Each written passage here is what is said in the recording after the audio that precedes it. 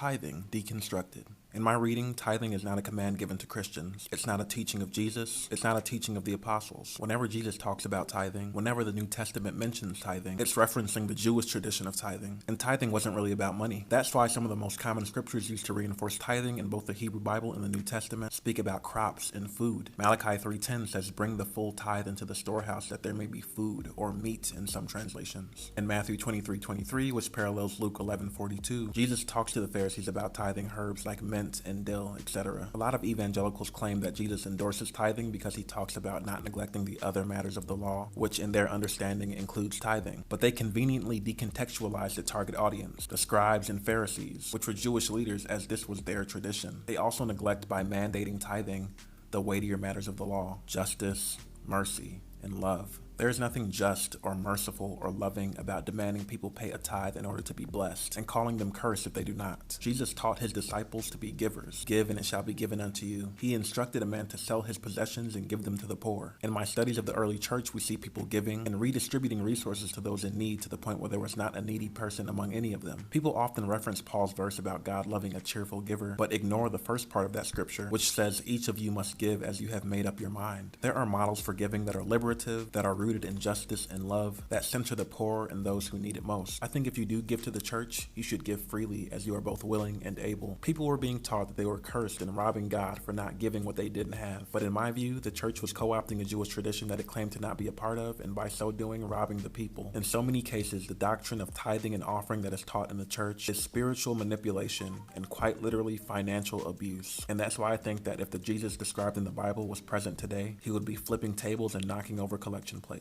Like and follow for more content, and check out part 2 of